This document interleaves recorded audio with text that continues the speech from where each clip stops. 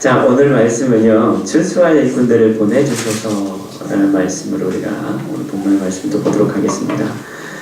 여러분, 이사야서 35장 5절에서 6절 말씀은 우리에게 이렇게 말씀합니다. 그때 맹인이 눈이 밝을 것이며 못 듣는 사람의 귀가 열릴 것이며 그때 저는 자는 사슴같이 뛸 것이며 말 못하는 자의 혀는 노래하리니 라고 이는 광야에서 물이 솟겠고 사막에서 시내가 흐를 것이니라 라고 이렇게 말씀합니다.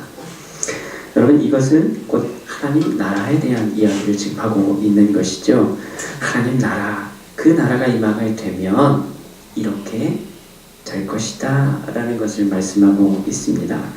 그리고 그 나라를 오늘 이루시기 위해서 이 땅에 오실 분이 바로 다윗의 자손인 메시아이시다 라는 것을 우리에게 말씀하고 있습니다. 우리는 지금 앞에서 계속 마태복음을 보면서 이 부분을 지금 계속 봤습니다. 그래서 히브리인들은 이미 오래전부터 메시아를 기다려왔고요. 오늘 그들에게 자유를 선포하며 그리고 지금 당하고 있는 이런 정치적인 독립, 그것을 이루어줄 강력한 왕의 등장을 그들은 기다리고 있었던 것이죠. 그런데 오늘 주님은 그들이 기대와는 전혀 다른 모습과 삶을 통해서 참된 메시아의 모습이 어떠한 것인지를 지금 우리에게 보여주고 계시죠. 그 증거가 바로 이것이다 라는 것을 보여주고 계시는데요. 그래서 우리는 앞에서 많은 치유의 사건들을 통해서 우리는 그것을 보아왔습니다. 여러분, 오늘 본문 앞에 사실 등장하는 본문의 말씀이 오늘 32절에서 34절 말씀입니다. 원래는 우리가 이 말씀을 보고 그 다음에 오늘 본문의 말씀을 봐야 되는데 오늘 이 32절에서 34절의 말씀은 뭐냐면 귀신 들려서 말 못하는 사람을 치유하시는 주님의 장면이 나오죠. 이것이 이제 우리가 앞에서 봤던 이 두 맹인의 치유와 사실 연관되는 사건입니다. 그 사건이 있고 나서 오늘 우리가 읽었던 이 본문의 내용을 오늘 우리가 봐야 되는데 오늘 이 32절에서 34절의 말씀은 바로 이 이사야 35장의 말씀을 성취하는 또 다른 증거 가운데 하나죠. 오늘 여기서 나오는 건 뭐였어요? 32절에서 오늘 34절 내용은 누가 나오냐면 귀신 들린 사람이 나옵니다. 근데 귀신이 들렸는데 이 귀신 들림의 증상 가운데 하나가 뭐였냐? 말을 못했다라는 거예요. 말을 못했다라는 거죠. 자, 그래서 주님께서 이 귀신을 쫓아내십니다. 그랬더니 이 사람이 어떻게 돼요? 말을 하게 되죠. 자, 이 사건을 통해서 사람들이 깜짝 놀랍니다. 이런 일을 우리가 본 적이 없다라고 고백을 하잖아요. 그러니까 다른 말로 하면 뭡니까? 이전까지는 이런 이적을 본 적이 없었다라는 거예요. 다른 말로 하면 저건 뭐예요? 예수님이 진짜 메시아인가 보다. 왜요? 메시아가 아니면 이 일을 할 수가 없던 일이다라는 거예요. 오늘 이사야 35장에도 뭐라고 말씀한다고요? 말 못하는 자의 혀는 노래하리라. 그러니까 말을 못하던 자가 말을 하게 되는 것, 이건 메시아의 증거다라는 것을 지금 이야기하고 있는 거예요. 그래서 사람들은 이전에 야, 이런 거 우리가 본 적이 없다, 놀라고 있다라는 거죠. 그러니까 오늘 이 본문의 핵심은 뭐냐면 귀신을 쫓아내는 거가 핵심이 아니라 말 못하던 사람이 어떻게 됐다? 말을 하게 됐다라는 것이 더 중요한 내용이에요. 그렇죠. 그리고 또 하나는 뭐냐면 오늘 마태가 지금 그렇기 때문에 말을 못하던 사람이 말을 하게 된 사건, 그것이 누구로 말미암아? 예수 그리스도로 말미암아 곧 그분이 누구시다? 메시아이시다라는 것을 드러내는 것이고요. 그걸 통해서 반면에 또 다른 무리가 하나 등장을 하는데 그 사람이 누구냐면 오늘 이 34절에서 누가 나와요? 바리새인들이 나오잖아요. 예수님께서 행하신 이 눈에 보이는 이적과 기적들을 똑같이 봅니다. 그래서 한쪽 무리들은 뭐예요? 야, 우리가 이전에 이렇게 본 적이 없는 놀라운 일을 이분이 하셨다라는 것이고, 또 다른 무리들이었던 이 바리새인들은 뭐예요? 야, 그거는 하나님이 하신 게 아니라 귀신이 한 거야 라고 이렇게 반응하고 있다는 거예요. 왜요? 그들은 예수님의 메시아 되심을 인정할 수가 없었기 때문에 그런 거죠. 하나님의 능력이 아니면 누구의 능력이 되어야 되는 거예요? 귀신의 능력이 되어야 되는 거예요. 그러니까 귀신의 왕을 의지해서 네가 그걸 한 거야 라고 여러분 대적하는 모습들을 이 두 무리의 반응이 나오고 있죠. 자, 우리는 그런데 이 내용을 우리는 또 어디 가서 보게 되냐면 마태복음 12장에서 여러분 또 보게 됩니다. 왜냐하면 굉장히 비슷하게 묘사하고 있어요. 사실은 그러나 대부분의 학자들은 그 사건을 다르게 봅니다. 이 에피소드, 오늘 이 9장에 나와 있는 에피소드와 12장에 있는 내용은 내용적으로 조금 차이가 있다라고 봐요. 왜냐하면 마태의 강조점이 조금 다르다는 것을 우리가 보게 됩니다. 그래서 우리는 이 부분에 대해서는 12장에 가서 비교하면서 다시 한번 이야기를 하도록 할게요. 그래서 오늘은 35절에서 오늘 38절 말씀을 먼저 보도록 하겠습니다. 오늘 35절에서 예수님께서는요, 이제 무엇을 하기 시작합니까? 여러분, 오늘 35절 말씀 다시 한번 볼까요? 예수께서 모든 도시와 마을에 두루 다니사 그들의 회당에서 가르치시며 전국 복음을 전파하시며 모든 병과 모든 약한 것을 고치십니다. 여러분, 지금 마태복음에서 우리가 앞에서 주님이 주요 사역하셨던 장소가 지금 주로 어디였어요? 갈릴리 지역이었잖아요. 이스라엘의 북쪽 지역, 그렇죠? 이 갈릴리 호수를 중심으로 한 주로 많이 활동하셨던 것이 갈릴리 지역이었어요. 그런데 오늘 성경은 예수께서 모든 도시와 마을에 두루 다니사. 그러니까 지금 주님이 모든 도시와 마을에 두루 다니사. 그러니까 얼마나 바쁘게, 얼마나 분주하게, 얼마나 열심히, 여러분 이 장소를 가리지 않고 얼마나 열심히 자기 사역을 위해서 지금 활동하고 계시는 것을 우리가 생각해 볼 수 있죠. 그런데 거기서 또 뭐 하세요? 회당에서 가르치시고 전국 복음을 전파하시고 모든 병과 모든 약한 것을 고치시지요. 여러분, 오늘 그분이 메시아로서 행하시는 굉장히 중요한 사역들이죠. 오늘 그 이사야의 말씀을 성취하시는 그 사역을 마태는 계속 뭐예요? 반복적으로 지금 이야기하고 있는 거예요. 야, 너희들이 알고 있는 구약의 이 메시아가 행하실 그 사역을 지금 누가 하고 계시다? 예수님이 하고 계시다라는 거예요. 그래서 여러분, 우리 마태복음 4장에도 보면요, 또 8장에도 보면, 또 12장에도 보면, 19장에도 보면요, 계속 오늘 이 35절과 굉장히 비슷한 표현들이 계속 반복이 됩니다. 거기에 보면 끝에 가면 계속 이렇게 돼요. 고치시니 고치시고 고치시더라. 4장, 8장, 12장, 19장, 여러분 계속 이 표현들이 계속 반복이 돼요. 약한 거 고치시고 병 고치시고 고치시니 고치시고 고치시더라. 계속 이 표현이 반복되는 것을 보여줍니다. 그러니까 이 표현이요, 그냥 서술하는 것이 아니라 지금 마태가 계속 뭐예요? 강조하고 있는 것을 우리가 보게 돼요. 계속 같은 말을 반복하고 있는 것을 우리가 보게 되죠. 우리 사랑하는 기쁜 교회 성도 여러분, 이제 주님은요, 메시아로서 자기에게 맡겨진 그 사명을 위해서 더욱 힘쓰고 또 지금 굉장히 열심히 감당하고 계시는 모습들을 우리는 오늘 이 표현을 통해서 보게 됩니다. 모든 도시와 마을에 두루 다니사. 또 뭐 하시는 거예요? 가르치시고 고치시고 복음을 전파하시고.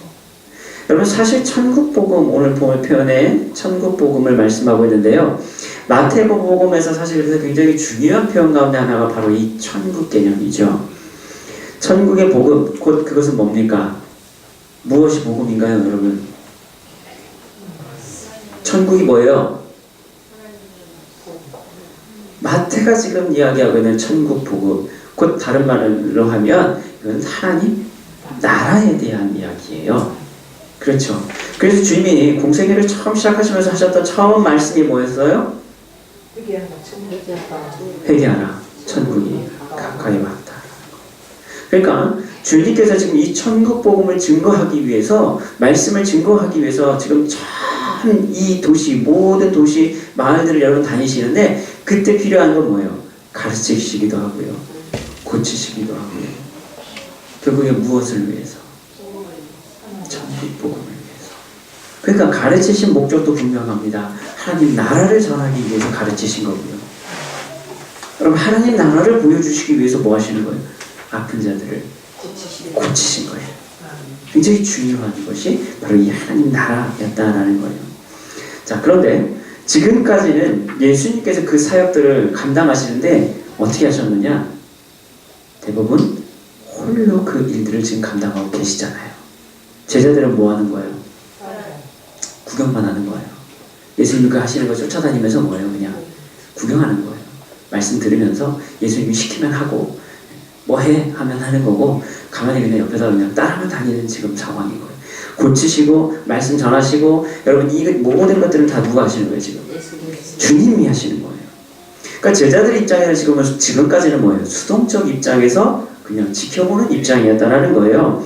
하지만 이제 주님은 제자들이 당신의 그 귀한 사역에 동참하시기를 이제는 요구하기 시작하십니다. 오늘 그래서 우리가 이제 다음 주부터 보게 될 이 10장의 내용이 이제 그 내용이 바뀌기 시작해요. 그래서 뭐예요? 10장부터는 제자들을 부르시고요. 그들에게 주님의 권세를 나눠주시는 거예요. 그러면서 이제 너희도 뭐 하라는 거예요? 너희도 나와 같이 이렇게 하라는 거예요. 이제 그 내용이 시작이 됩니다. 그러니까 앞에서는 주님께서 야 이렇게 하는 거야 라고 본을 보여주시면서 그 일들을 감당하셨어요. 이제는 뭐예요? 이제 너희들도 이렇게 해. 그 장면이 이제 시작이 되는 게 10장이거든요. 그 과정에 있는 게 지금 오늘 본문의 말씀이에요. 35절에서 38장 말씀입니다. 왜 주님은 그렇게 잠시도 쉼도 없이 뿐만 아니라 이렇게 많은 제자들을 통해서 당신의 사역을 위임하시면서까지도 이처럼 어렵고 힘든 길을 가시고자 하셨을까? 여러분 왜 그러셨을까요? 주님이 왜 그렇게 하셨죠? 왜 그러셨을까요? 여러분 오늘 본문의 핵심 주제가 바로 여기에 있습니다. 여기에 내용이 있는 거예요. 왜 주님이 그렇게 힘들게 어렵게 여러분 그렇게 하시면서 심지어 이제는 제자들에게까지도 그 사역을 위임하시면서까지도 그렇게 지금 힘든 일들을 왜 그 길을 계속 가셨을까? 오늘의 본문 말씀은 그래서 우리에게 매우 중요한 주제를 보여주고 있는데요. 첫 번째 우리가 깨달을 수 있는 게 뭘까요? 36절에 보면 그 이유가 나오죠. 무리를 보시고 불쌍히 여기시니 다른 말로 하면 주님은요 죽기까지 우리를 사랑하신다는 거예요. 오늘 이 36절의 말씀을 통해서 우리는 우리를 향한 주님의 마음을 깨닫게 된다는 겁니다. 무리를 보시고 불쌍히 여기시니 그렇습니다. 여러분 주님은 지금 누구를 봐요? 무리를 봐요. 어떤 무리요?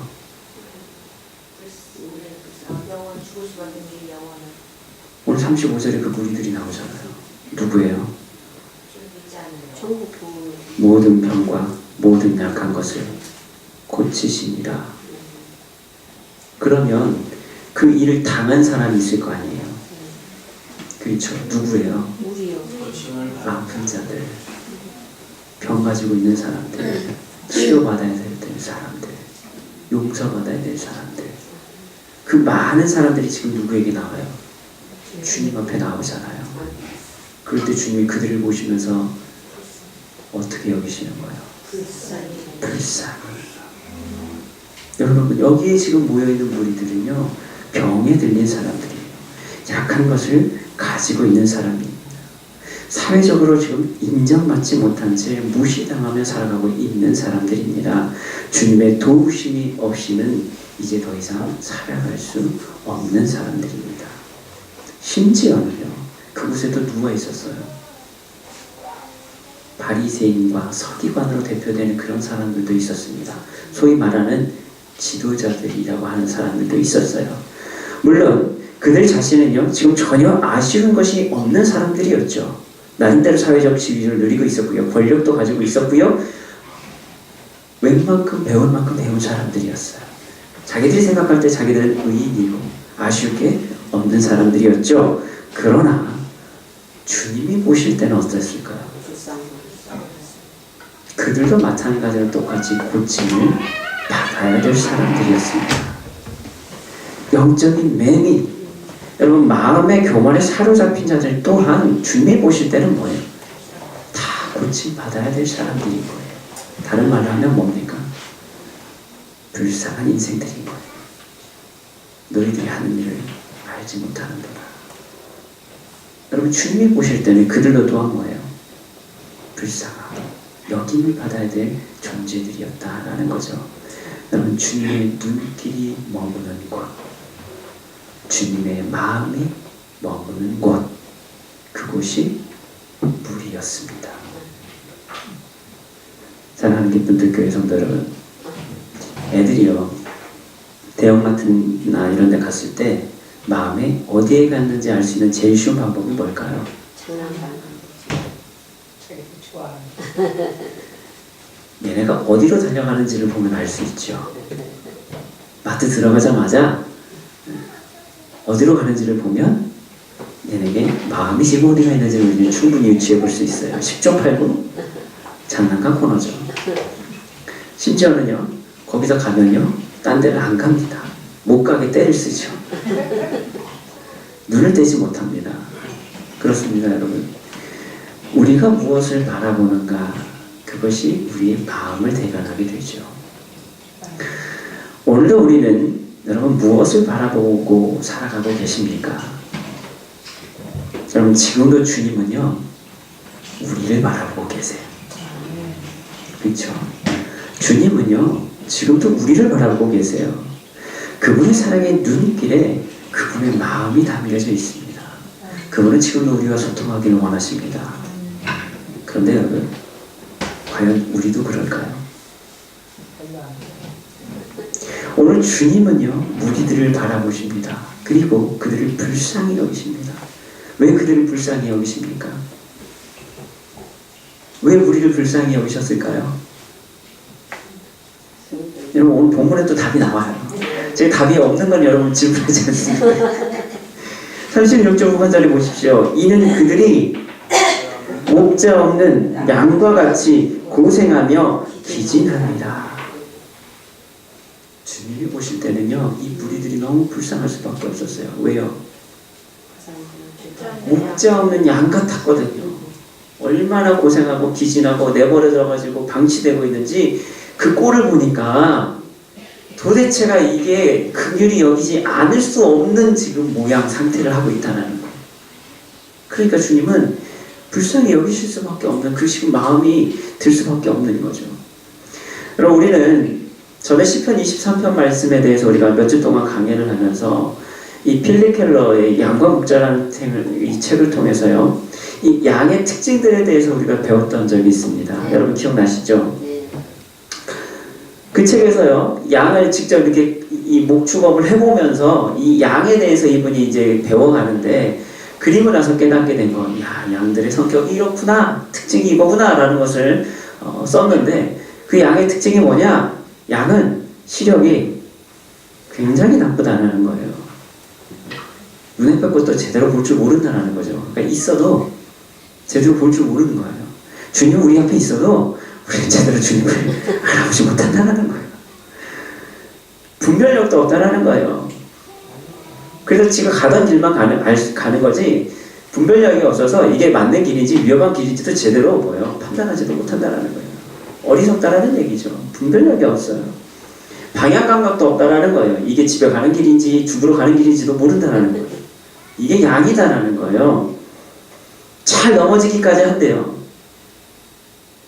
똑바로 가면 여러분 길 가다가 그냥 지 털 밟고 지가 넘어지기도 하고 잘 꼬꾸라지기도 잘한다는 거예요. 이게 양이다라는 거예요. 더군다나 성격이라도 좋아야 되는데 굉장히 이기적이고 제멋대로고요. 고집이 굉장히 센 게 양이랍니다. 여러분 양이 온순하지가 않대요. 네. 얘가 겁이 많아서 여러분 순한 것처럼 보일 뿐이지요. 고집이 얼마나 센지 모른다는 거예요. 굉장히 이기적이고 지멋대로고 고집 센 것이 또 양이다라는 거예요. 자신을 보호할 무기가 없이 또 무기력한 것, 무능한 것이 또 양이고요. 겁이 많은 동물이 양이다. 그러니까 이 양의 특징은 그래서 뭐예요? 반드시 목자의 도움이 없이는 살아갈 수 없는 것이 바로 이 양이다라는 거예요. 이런 존재이기 때문에 여러분 이 목자가 없으면 100% 이 양은 고생하고 기진할 수밖에 없다라는 것이죠. 여러분 여기서 고생하다라는 뜻이요 에스킬메노이라는 단어인데요 피곤함에 지쳐있다라는 의미를 담고 있어요. 그래서 더 이상 무기력해서 내 힘으로는 더 이상 내가 어찌할 수 없는 상태. 이 상태가 지금 뭐예요? 오늘 고생하다라는 단어 안에 의미가 담겨져 있는 거예요. 그러니까 내 힘으로 더 이상 이제 우리가 어떻게 할 수 없는, 그러니까 맨날 매 맞고 아프고 힘들고 여러분 이런 상태 가운데 이미 놓여 있는 상태. 이 상태를 지금 이야기하는 거예요. 여러분 여기서 기진함이다라는 뜻이요, 에르린메노이라는 또 단어를 쓰고 있는데요. 이건 뭐냐면 내던져짐을 당하다라는 의미를 담고 있어요. 그러니까 그냥 버려져 버렸다라는 뜻이에요. 방치되어 있다라는 상태를 지금 의미하고 있는 거예요. 그러니까 내던져 버린 양들은 결국 어떻게 됩니까? 그냥 이 들짐승들에게 짓밟힐 수밖에 없고요, 괴롭당할 수밖에 없고요, 얼마 안 돼서 그냥 죽어버릴 수밖에 없는. 심지어 여러분 이 양의 특징 가운데 하나가 뭐였냐면 잘 넘어진다고 그랬잖아요. 한번 넘어지면 지 힘으로도 못 일어나요. 그런데 그렇게 누워있는 벌러덩 뒤집어진 상태로 몇 시간이면 이 양들은요 죽습니다. 왜요? 못 일어나는데 왜 죽을까요? 왜 그러냐면요, 벌러덩 뒤집어지면요, 여러분 양들도 되새김 위가 있잖아요. 근데 여기서 가스가 차기 시작한답니다. 뒤집어져 있는 상태로 그렇게 몇 시간만 되면 가스가 찬 상태로 이렇게 되는데, 나중에 이 가스 때문에, 가스로 인해서 나중에는 뭐야? 이제 팽창이 되잖아요. 이 위가 이제 가스 때문에 부패되니까 안에서 이제 발효가 되니까 가스가 생기면서 이제 이 위장들이 막 이 장기를 이제 압박하기 시작하는 거예요. 그러다가 이제 뭐예요? 이 기도까지 막아버리는 거죠. 그런 상태가 되니까 그냥 죽는다는 거예요. 그러니까 뒤집어지면 지 힘으로 일어나지도 못할 뿐더러 그냥 뒤집어지면 그러니까 그 양은 곧 죽음이다라는 거예요. 이게 양의 존재다라는 거예요. 이렇게 연약하고, 그러니까 내팽개쳐져 있는 양들은 살 수가 없는 존재다라는 거예요. 그런데 이 양들이 목자가 없을 때 이 상태가 되어버린다라는 거죠. 이게 비참한 목자 없는 양의 현실이다라는 거예요. 여러분 특별히 또 여기서 목자 없는 양, 이 표현은 또 뭐냐면 여러분 구약 표현에서 여러분 우리가 좀 자주 발견되는 개념인데요. 민수기나 열왕기상이나 여러분 역대하나 스가랴 말씀 가운데도 있고요. 특별히 에스겔서 34장 우리가 또 5절에서 6절 말씀 보면 이렇게 말씀합니다. 목자가 없으므로 그것들이 흩어져서 모든 들짐승의 밥이 되었도다. 내 양떼가 모든 산과 높은 맷뿌리에 마다 율이 되었고 내 양떼가 온 지면에 흩어지되 찾고 찾는 자가 없었도다. 누구를 이야기하고 있는 거예요? 이스라엘 백성들을 이야기하고 있는 거예요. 이스라엘 백성들이 뭐가 없어요? 목자가 없는 거예요. 목자가 없다 보니까 어떻게 되는 거예요?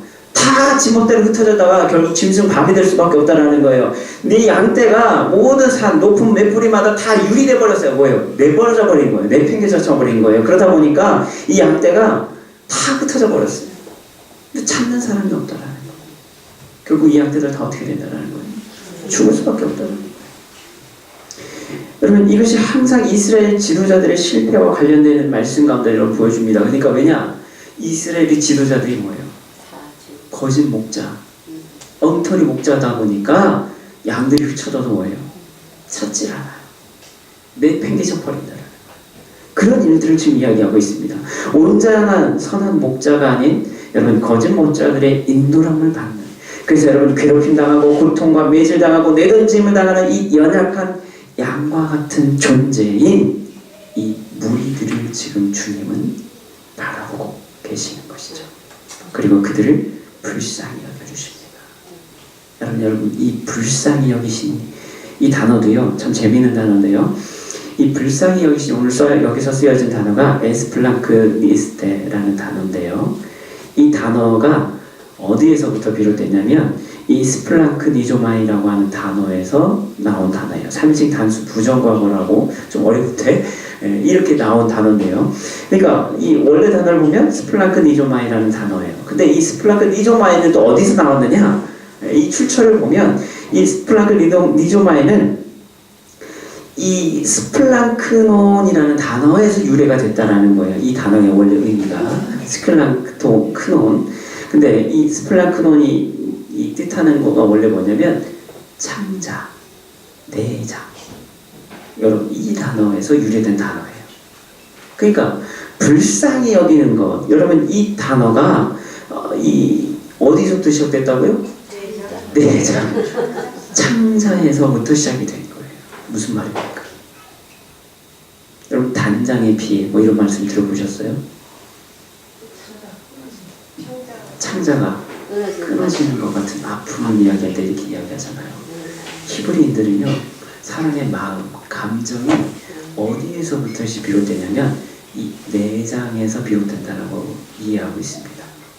그러니까 여러분 우리가 누군가의 아픔을 느끼고 슬픔을 느끼고 여러분 큰 고통을 느낄 때 그 시작이 어디에서부터? 내장에서부터. 그러니까 마음이 이 내장 안에 있는 창자 안에 있는 거예요. 그러니까 마음에 어디 있느냐? 우리는 심장이라고 얘기하잖아요. 근데 히브리인들은 창자예요. 거기가 마음의 근원이에요. 거기서부터 시작되는 거예요.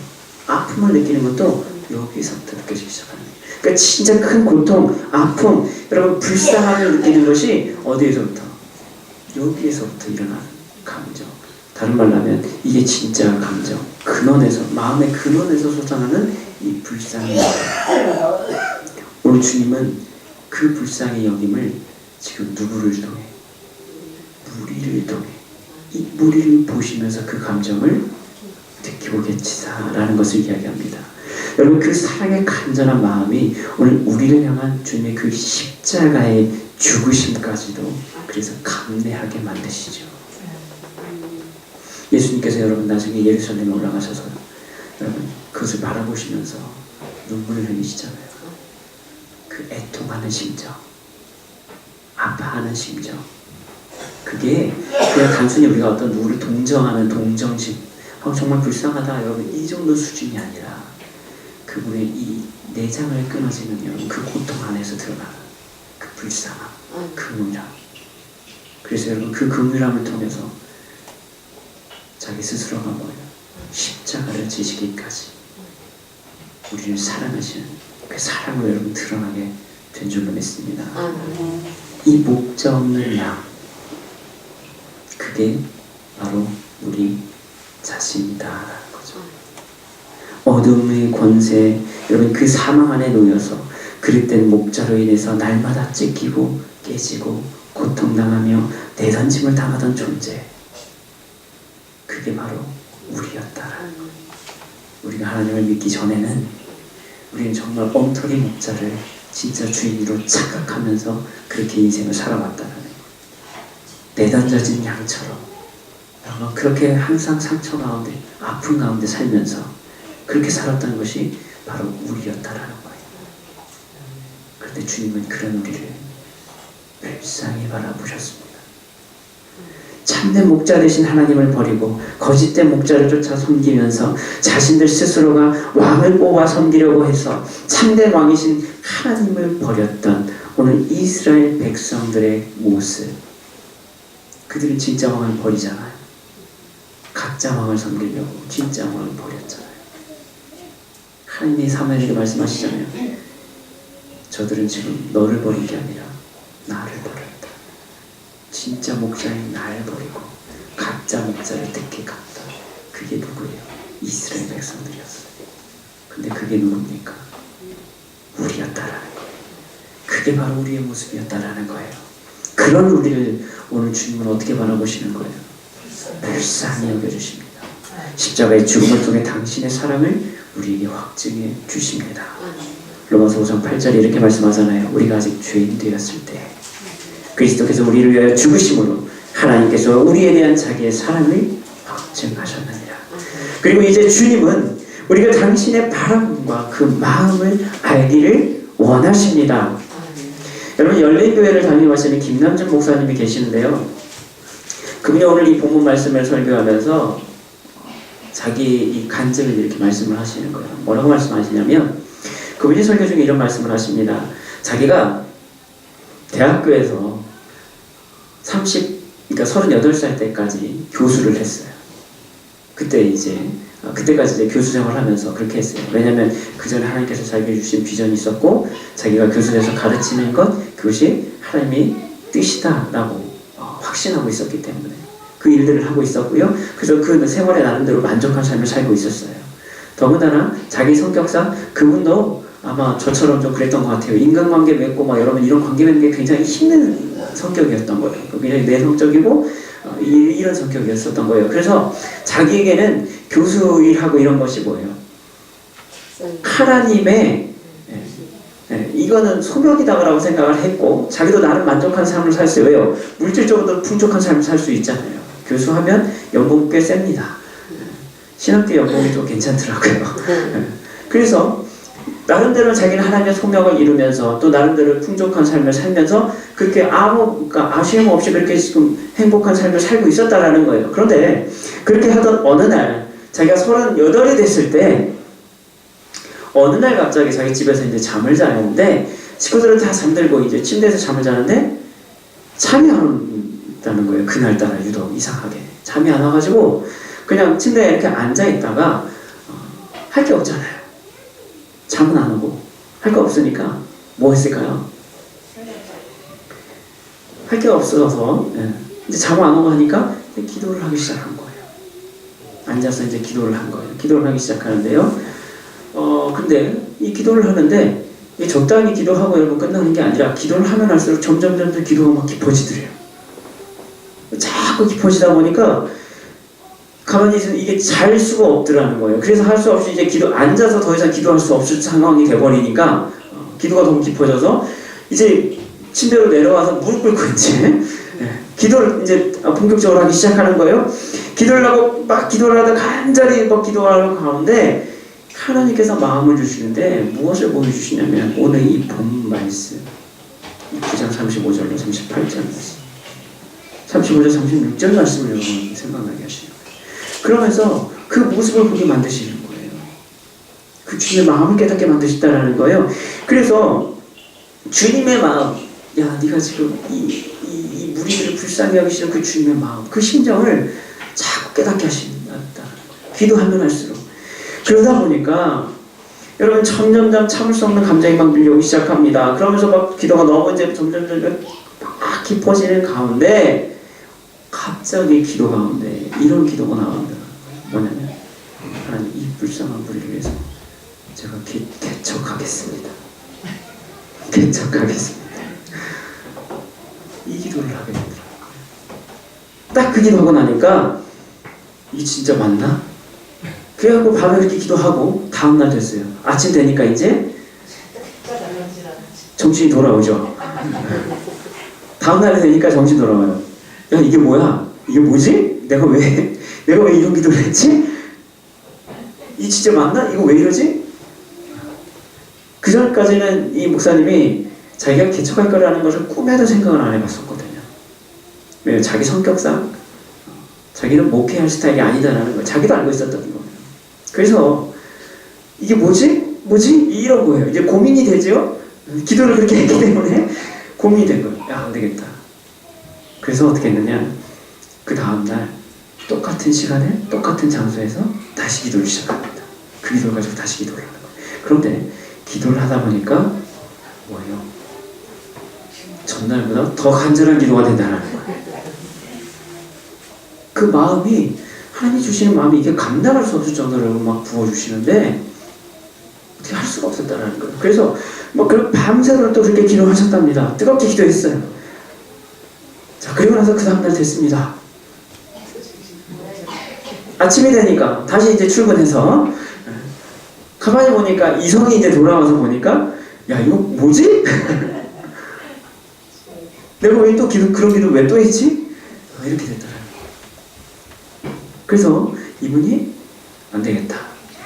그래서 그날 밤에 또 똑같은 자리에서 똑같은 시간에 똑같이 기도를 하게 돼요. 똑같이 기도를 하는 거예요. 그런데 결론은 뭘까요? 또 똑같은 기도를 또 한다라는 거예요. 하나님 제가 개척하겠습니다. 그 기도를 하셨잖아요. 그리고 나서 하나님 나에게 이 마음을 주시는 것은 내가 개척을 해야 돼. 그래서 그분이 7명 가지고요. 그리고 그 평촌 안양에 가면 열린교회라고 있어요. 네.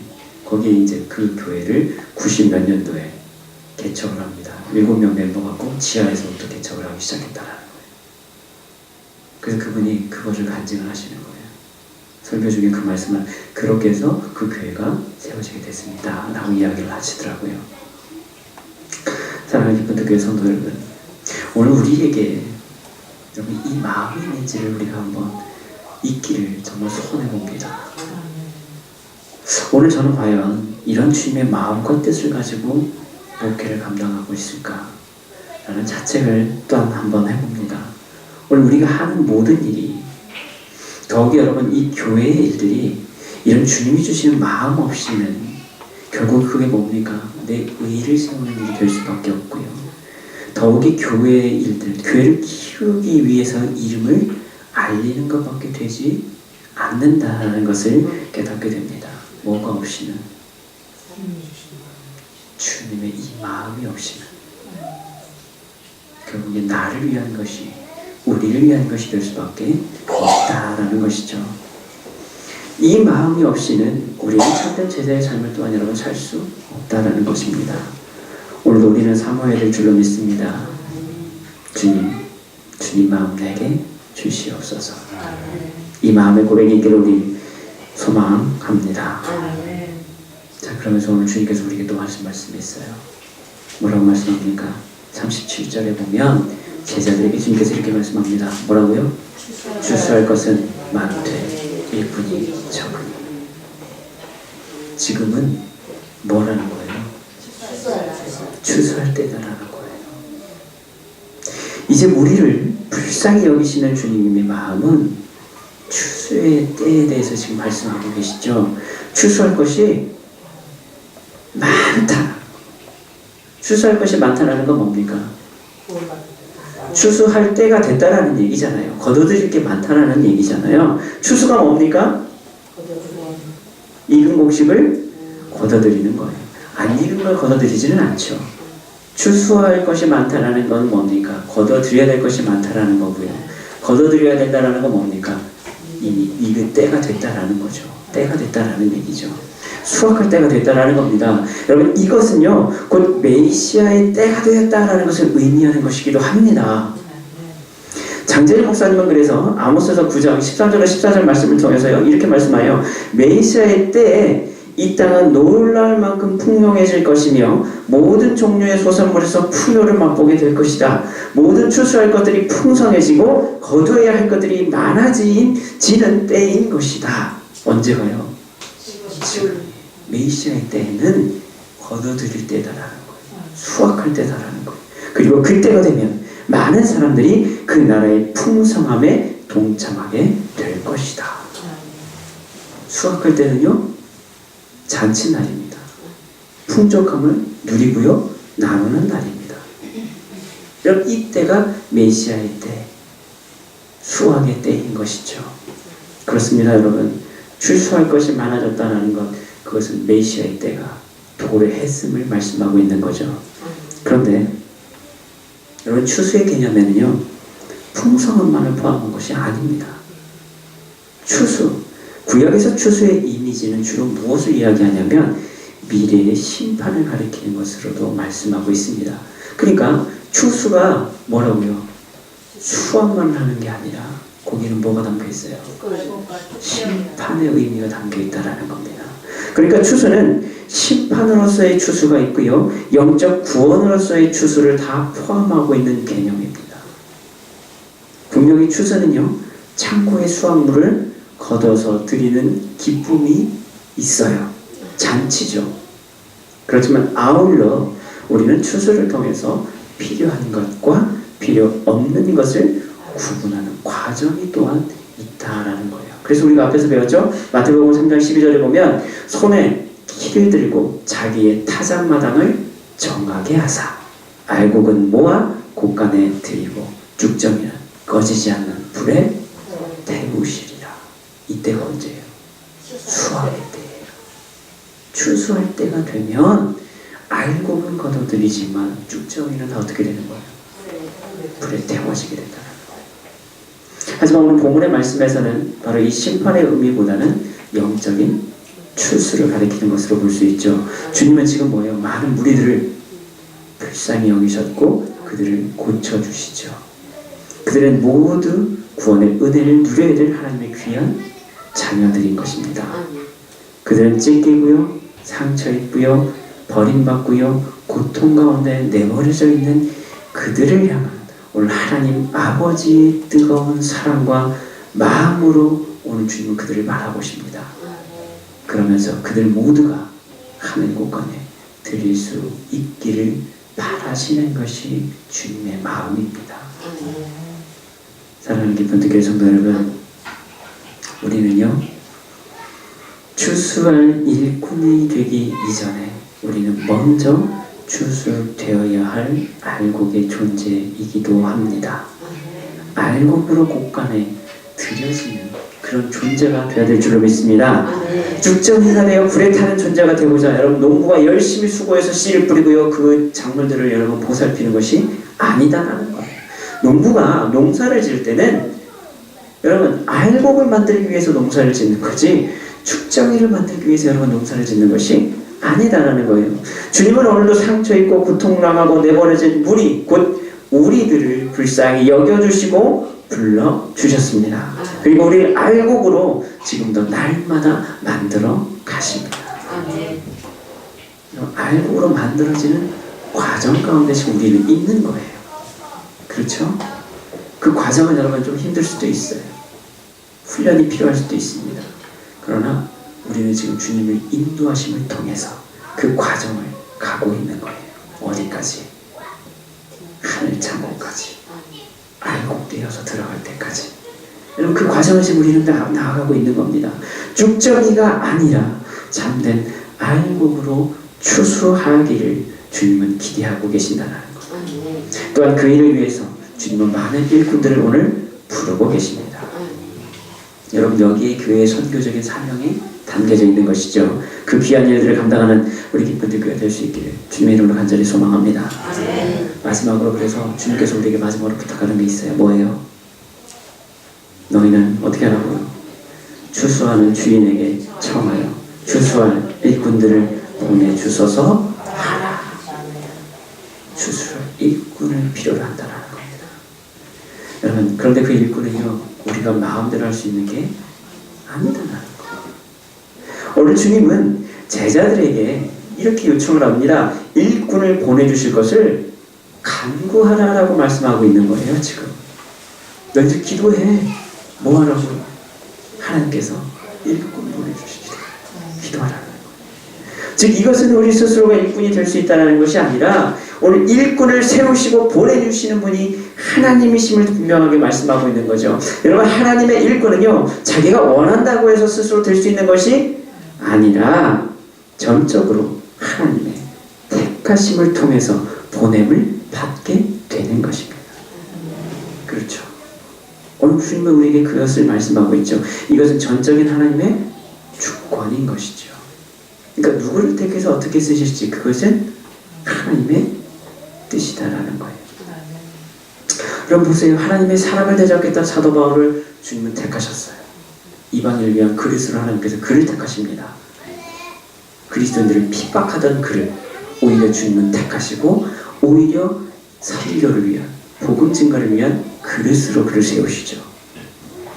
아시아로 복음을 전하길 원했던 그를 오히려 마케도냐로 여러분 보내셨던 주님은 오늘도 자신이 택하신 일꾼들을 보내셔서 그 일들을 감당하게 하십니다. 중요한 것은 많은 일꾼들을 필요로 하는 이 시대에 하나님께서 더 많은 일꾼들을 보내주시기를 기도해야 한다는 것입니다. 요즘 여러분 갈수록 점점 여러분 교회가 많아지고 있잖아요. 그렇죠? 교회가 많아지다 보면 가끔 그 안에서 정말 저런 사람이 목사를 해야 되나 여러분 이런 딜레마가 들 때도 있지만 우리가 또 반대로 생각해 보면 여러분 그만큼 뭐예요? 때가 되었다라는 거예요. 수학의 때가 됐다라는 거예요. 하나님 지금 뭐예요? 많은 일꾼들을 세우고 계시고 많은 일꾼들을 부르고 계신다라는 거예요.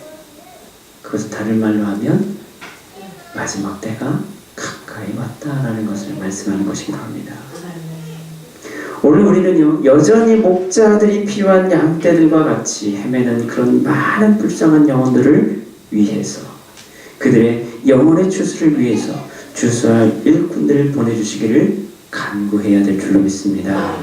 그리고 무엇보다 우리가 오늘 주님의 그 긍휼한 마음을 가지고, 마음 깊이 불쌍히 여기는 그 주님의 사랑의 심정을 가지고 오늘 우리를 당신의 일꾼으로 부르실 때, 그때 순종할 수 있는 믿음이 있어야 될 줄로 믿습니다. 아멘.